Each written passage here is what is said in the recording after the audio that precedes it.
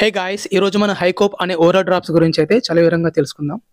నా పేరు సంతోష్, మీరు చూస్తున్నారు ఇది మన ఫార్మసీ. ఇందులో ఉండే ఇంగ్రీడియంట్ హైడ్రాక్సిజిన్ హైడ్రోక్లోరైడ్. దీని ధర 69 రూపాయలు.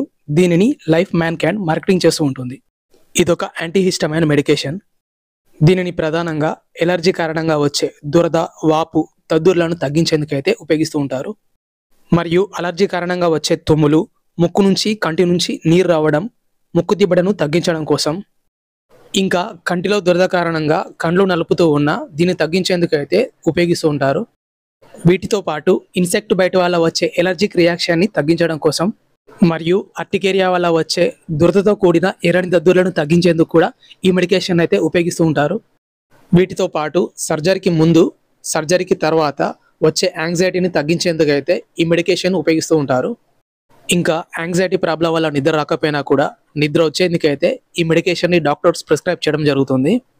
మరియు మోషన్ సిక్నెస్ అంటే బస్సులో కానీ కార్ లాంటి వెహికల్స్లో వెళ్తున్నప్పుడు వాంతి వచ్చినట్టు ఉండడం, వాంతి రావడం, తలనొప్పి లాంటి సమస్యలు ఉన్నప్పుడు దీన్ని ఉపయోగిస్తుంటారు.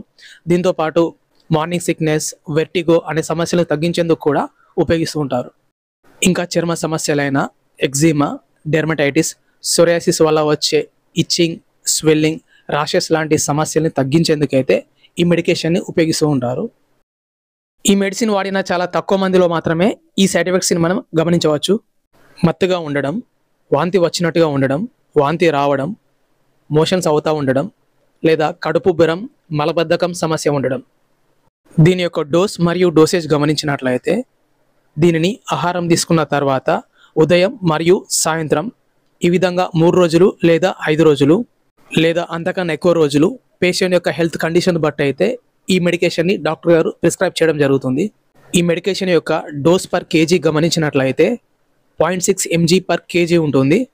ఇంకా సింపుల్గా చెప్పాలంటే 5 kg ఉండే 5 months బేబీకి హే ఫీవర్ వచ్చిందనుకోండి, మనం మార్నింగ్ 10 drops, ఈవినింగ్ 10 drops వచ్చేసి వేయవచ్చు డాక్టర్ గారి అడ్వైస్తో మాత్రమే.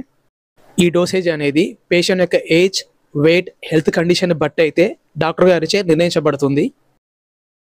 ఈ మెడికేషన్ ఇంకా మనకు హైకోప్ సిరప్ రూపంలో హైకోప్ 10 mg మరియు 25 mg అనే టాబ్లెట్ రూపంలో కూడా మనకు లభిస్తుంది. ఇది షెడ్యూల్ H మెడికేషన్ కాబట్టి డాక్టర్ గారి సలహాతో మాత్రమే ఉపయోగించవలసి ఉంటుంది.